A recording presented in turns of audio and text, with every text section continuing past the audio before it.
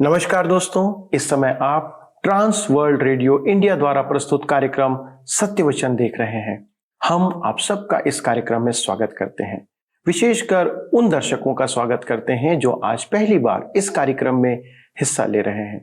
और आपको मैं बताना चाहता हूं कि इस कार्यक्रम में हम बाइबल की पुस्तकों का क्रमवार अध्ययन कर रहे हैं, ताकि परमेश्वर के प्रकाशन को, जो उसने इस बाइबल को हमारे लिए दिया है, हर एक मनुष्य के लिए, मानव जाति के लिए दिया है, अर्थात हम सबों के जीवन जीने के लिए दिया है, उसके ऊपर हम मनन कर रहे हैं, ताकि हर एक जन सिद्ध बने और हर एक भले काम के लिए तत्पर हो जाए, जैसा वचन कहता है। हम इस समय यूहन्ना रचित सुसमाचार के 14वें अध्याय के अध्ययन को करते हुए आज यहां तक पहुंच चुके हैं। यीशु मसीह मृत्यु के पूर्व कुछ बातों को भीड़ के बदले अपने सहयोगी चेलों के बीच उन रहस्य की बातों को प्रकट करते हैं, और यूहन्ना इन्हें लिखकर हम पर भी प्रकट करता है।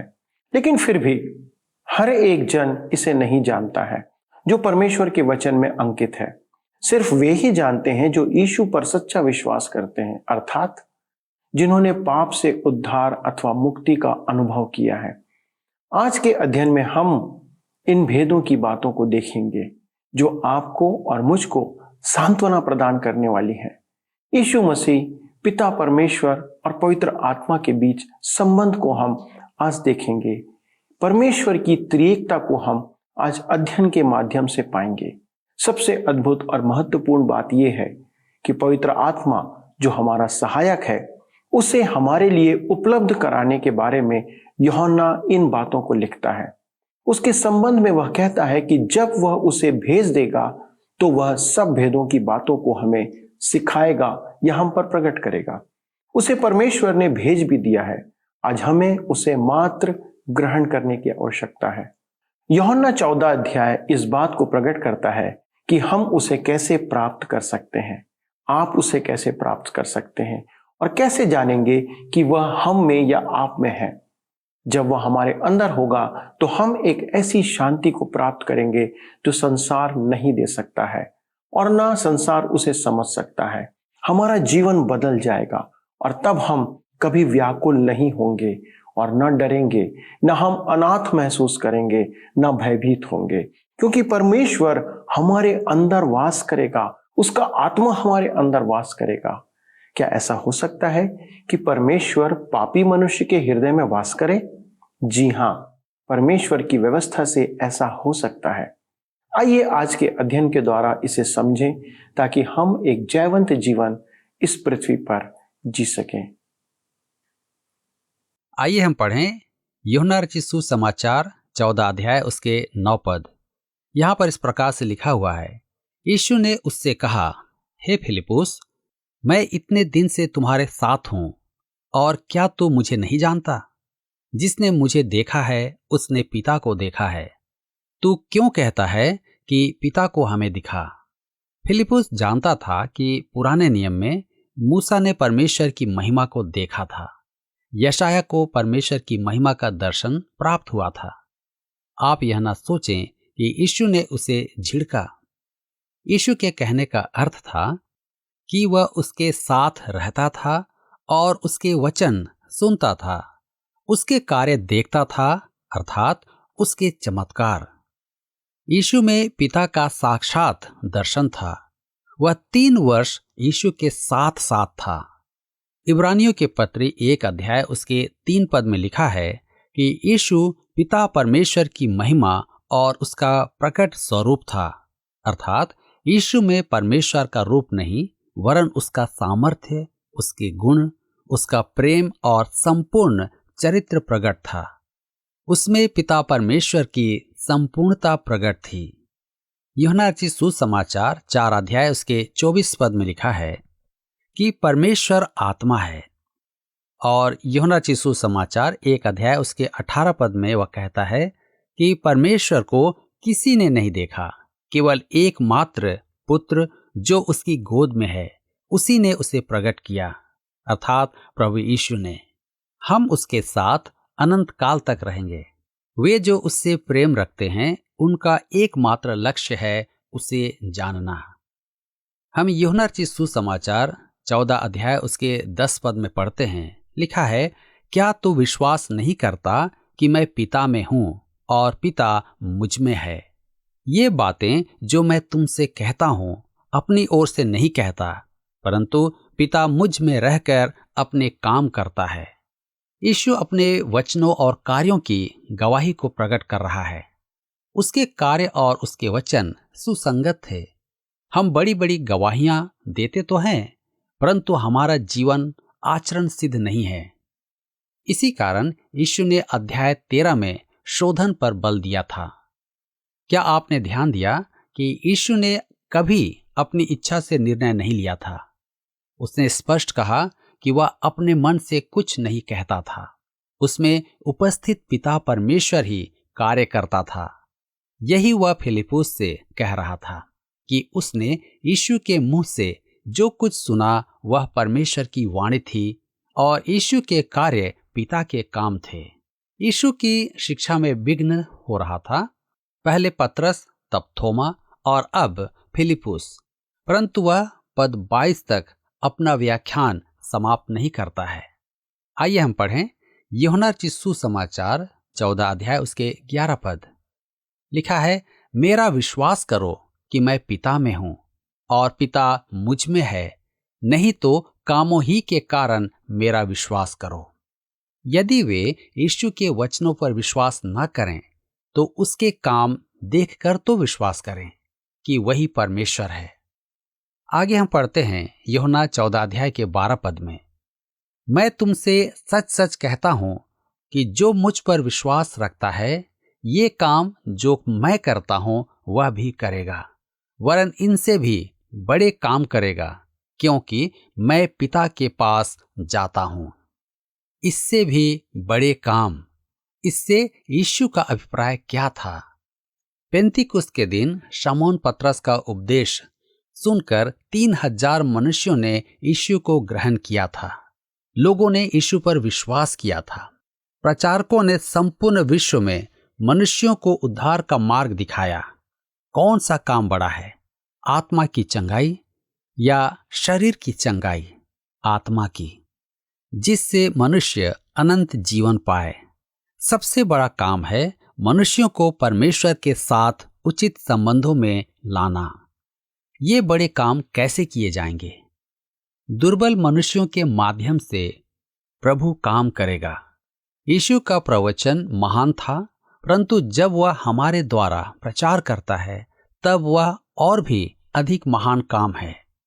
उसे उपस्थित जनता सुनती थी, परंतु हमारे द्वारा वह रेडियो एवं टीवी पर संपूर्ण संसार को प्रवचन सुनाता है। इस अंश में यीशु ने 20 बार पिता की चर्चा की है। हम यूहन्ना रचित सुसमाचार 14 अध्याय उसके 13 और 14 पद में पढ़ते हैं, जो कुछ तुम मेरे नाम से मांगोगे वही मैं करूंगा, कि पुत्र के द्वारा पिता की महिमा हो। यदि तुम मुझसे मेरे नाम से कुछ मांगोगे तो मैं उसे करूंगा। अनेक जन मुझसे कहते हैं कि वे यीशु के नाम में मांगते हैं, परंतु होता नहीं है।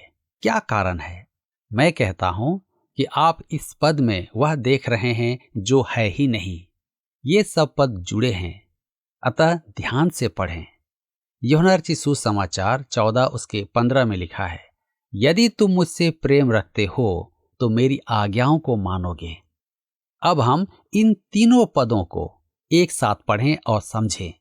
यीशु के नाम में मांगने का अर्थ क्या है?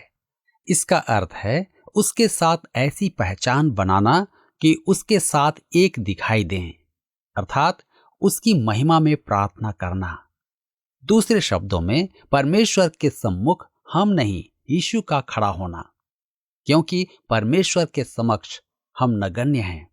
अतः यह न समझे कि हम कहें मसीह के नाम में तो हमारी प्रार्थना सुनी जाएगी। पिता परमेश्वर की महिमा प्रार्थना का उत्तर देने में है। अतः हमारी प्रार्थना का उद्देश्य स्वार्थ पूर्ति नहीं, पुत्र में पिता की महिमा है। हमारी प्रार्थना का उत्तर मसीह की आज्ञा का पालन करने पर मिलता है। यही हमारे प्रेम का प्रमाण है। मेरे मित्रों, क्या आप उससे प्रेम रखते हैं? क्या आप अपने प्रेम के वशीभूत उसकी आज्ञा आज मानते हैं? यह प्रतिज्ञा उन्हीं को दी गई है जो उससे गहरा प्रेम रखते हैं। वे जो प्रार्थना में इस प्रतिज्ञा का दावा करते हैं और यीशु से प्रेम नहीं रखते, वे वास्तव में किसी और के झूठे हस्ताक्षर कर रहे हैं, उसके जो प्रभु से प्रेम करता है। यूहन्ना रचित सुसमाचार 14 अध्याय उसके 16 और 17 पद में हम पढ़ते हैं, मैं पिता से विनती करूंगा और वह तुम्हें एक और सहायक देगा कि वह सर्वदा तुम्हारे साथ रहे, अर्थात सत्य का आत्मा, जिसे संसार ग्रहण नहीं कर सकता, क्योंकि वह न उसे देखता है और न उसे जानता है। तुम उसे जानते हो, क्योंकि वह तुम्हारे साथ रहता है और वह तुम में होगा। यह आज की अद्भुत सच्चाई है। पेंतीकोस्त के दिन पवित्र आत्मा विश्वासियों में समा गया था और तब से उनमें अंतर्वास करता है। पवित्र आत्मा का नाम सहायक है, परंतु इसका मूल अर्थ है बलवंत साथी। संसार उसे देख नहीं सकता, क्योंकि उसे आत्मा द्वारा ही देखा जाता है और आत्मा द्वारा ही उसकी आराधना की जाती है। वही हमें वचन समझाता है, वही हमारी आंखें और कान खोलता है कि हम वचन को ग्रहण करें, हमें सत्य में ले चलता है। अन्यथा बाइबल एक इतिहास की पुस्तक है। अतः मनुष्य को पहले यीशु को अपना उद्धारकर्ता ग्रहण करना है, ताकि वह हमें पवित्र आत्मा प्रदान करे। यूहन्ना रचित सुसमाचार 14 अध्याय के 18 पद में लिखा है, मैं तुम्हें अनाथ नहीं छोड़ूंगा, मैं तुम्हारे पास आता हूं। यीशु ने कहा कि वह हमें अनाथ नहीं छोड़ेगा, वह पवित्र आत्मा के रूप में हम में अंतर्वास करेगा। यूहन्ना रचित सुसमाचार 14 अध्याय उसके 19 और 20 पद में आगे लिखा है, और थोड़ी देर रह गई है कि फिर संसार मुझे ना देखेगा, परंतु तुम मुझे देखोगे, इसलिए कि मैं जीवित हूं, तुम भी जीवित रहोगे। उस दिन तुम जानोगे कि मैं अपने पिता में हूं और तुम मुझ में और मैं तुम में। अब प्रश्न है, किस दिन? आज के दिन, पेंतीकोस्त के बाद। बाइबल के सबसे गूढ़ शब्द तुम मुझ में और मैं तुम में। तुम मुझ में अर्थात हमारा उद्धार। उद्धार का अर्थ ही है हम मसीह में। यही कारण है कि पतरस ने कहा, बपतिस्मा लो अर्थात मसीह के साथ एक हो जाओ। परमेश्वर जिसे भी देखता है मसीह में देखता है, या मसीह में विलय देखता है। आप में उसे मसीह की धार्मिकता दिखाई देती है। यहां पर हम देख रहे हैं, मैं तुम में अर्थात अलग किया जाना। यह संसार में मसीही जीवन है। क्या मसीह आप में अंतर्वासी है? गलातियों की पत्री 2 अध्याय उसके 20 पद में पौलुस लिखता है, मैं मसीह के साथ क्रूस पर चढ़ाया गया हूं। अब मैं जीवित ना रहा, पर मसीह मुझ में जीवित है, और मैं अब शरीर में जो जीवित हूं तो केवल उस विश्वास से जीवित हूं जो परमेश्वर के पुत्र पर है, जिसने मुझसे प्रेम किया और अपने आप को मेरे लिए दे दिया। तब हम यूहन्ना रचित सुसमाचार 14 अध्याय उसके 21 पद में पढ़ते हैं, जिसके पास मेरी आज्ञाएं हैं और वह उन्हें मानता है, वही मुझसे प्रेम रखता है, और जो मुझसे प्रेम रखता है उससे मेरा पिता प्रेम रखेगा, और मैं उससे प्रेम रखूंगा और अपने आप को उस पर प्रकट करूंगा। यदि आप उसकी आज्ञा नहीं मानते हैं तो उससे प्रेम करने का दिखावा ना करें। अपने आप को उस पर प्रकट करूंगा। कैसे? आप यह न समझें कि वह दर्शन देगा। पवित्र आत्मा आपको वचन में ले जाएगा और आप वहां यीशु को पाएंगे। हम पढ़ते हैं यूहन्ना रचित सुसमाचार 14 अध्याय उसके 22 पद में, उस यहूदा ने जो इस्करियोती ना था उससे कहा, हे प्रभु, क्या हुआ कि तू अपने आप को हम पर प्रकट करना चाहता है और संसार पर नहीं? यह यहूदा इस्करियोती नहीं है, यह पहला मिशनरी था।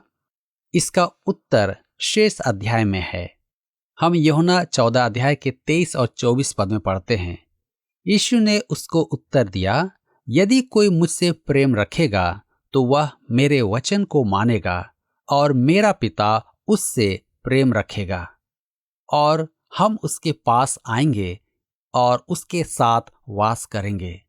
जो मुझसे प्रेम नहीं रखता वह मेरा वचन नहीं मानता, और जो वचन तुम सुनते हो वह मेरा नहीं वरन पिता का है जिसने मुझे भेजा। संसार हमारे द्वारा प्रभु को जानेगा। आज्ञा पालन अनिवार्य है। आज्ञा पालन हमारे प्रभु प्रेम का प्रमाण है। आपके प्रेम की क्या स्थिति है? क्या प्रभु आपके लिए वास्तविक है? यूहन्ना रचित सुसमाचार 14 अध्याय उसके 25 और 26 पद में हम आगे पढ़ते हैं। ये बातें मैंने तुम्हारे साथ रहते हुए तुमसे कही, परंतु सहायक अर्थात पवित्र आत्मा जिसे पिता मेरे नाम से भेजेगा वह तुम्हें सब बातें सिखाएगा और जो कुछ मैंने तुमसे कहा है वह सब तुम्हें स्मरण कराएगा। सत्य तो यह है कि संसार के लिए ही यीशु अपने शिष्यों को तैयार कर रहा था। यूहन्ना इस बात का प्रमाण है। वह अपने सुसमाचार वृत्तांत द्वारा हमारे लिए उद्धार का मार्ग यीशु लाया। यीशु ने उन्हें विश्वास दिलाया कि पवित्र आत्मा उन्हें सब कुछ स्मरण कराएगा और शिक्षा देगा। ठीक ऐसा ही हुआ। आइए हम पढ़ते हैं यूहन्ना रचित सुसमाचार 14 अध्याय उसके 27 पद। यहां पर इस प्रकार से लिखा हुआ है, मैं तुम्हें शांति दिए जाता हूं, अपनी शांति तुम्हें देता हूं।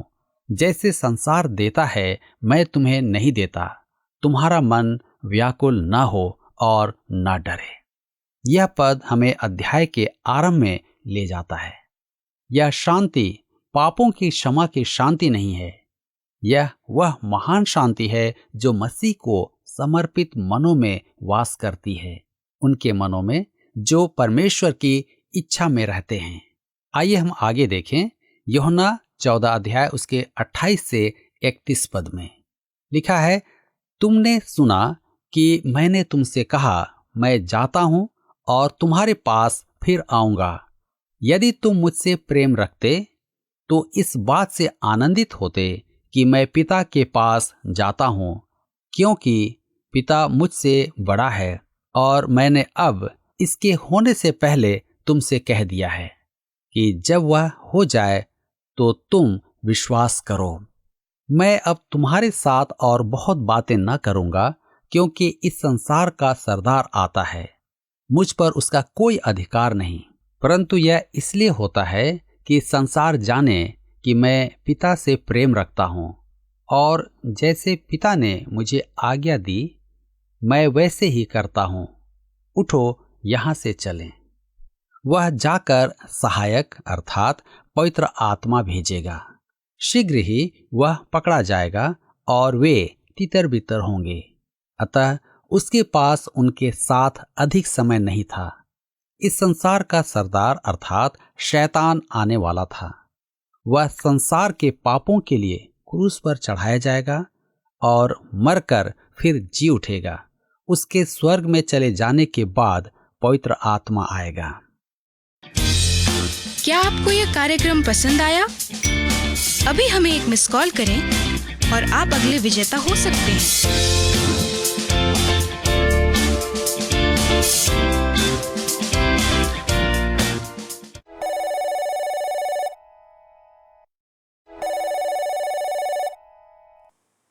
मित्रों, हमने सुना कि यीशु कहते हैं, यदि कोई मुझसे प्रेम रखेगा तो वह मेरे वचनों को मानेगा और मेरा पिता उससे प्रेम रखेगा और हम उसके पास आएंगे और वह उसके साथ वास करेगा, अर्थात आप। कितनी अद्भुत प्रतिज्ञा है कि यदि हम में इस संसार के बनाने वाले परमेश्वर का डेरा हो जाए तो क्या हमें किसी और बात की आवश्यकता है? दोस्तों, वचन से मेरी समझ के अनुसार इससे बड़ा धन, इससे बड़ी कमाई एक मनुष्य के लिए कुछ नहीं हो सकती। धन और दौलत शांति नहीं देते हैं, परंतु परमेश्वर शांति का स्रोत है, जीवन का स्रोत है। संसार की चीजों को परमेश्वर ने हमारी आवश्यकताओं को पूरा करने के लिए बनाया है, लेकिन हम उससे शांति प्राप्त नहीं कर सकते। आपका धन आपको शांति नहीं दे सकता। लोग संसार से सब कुछ प्राप्त करने के द्वारा शांति को ढूंढ रहे हैं, लेकिन शांति केवल परमेश्वर के पास है। परमेश्वर को हम कैसे पा सकते हैं, ये एक बड़ा प्रश्न है। यीशु के वचन को मानने के द्वारा, उसके वचन को मानने से परमेश्वर हमसे प्रेम रखेगा और वे दोनों हमारे अंदर वास करेंगे। यीशु आगे कहते हैं, जो मुझसे प्रेम नहीं रखता वह मेरे वचन नहीं मानता, और जो वचन तुम सुनते हो वह मेरा नहीं वरन पिता का है जिसने मुझे भेजा, अर्थात जिसने यीशु को भेजा। इस बात को यूहन्ना 14 उसके 23 और 24 पद में हम पढ़ते हैं।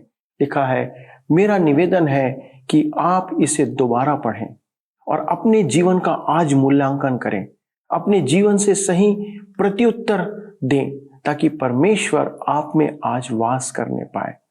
परमेश्वर आप सबको बहुतायत से आशीष दे और ऐसी सामर्थ्य दे कि आप उसे ग्रहण करें, आप उसे अपने जीवन में अपनाने पाए।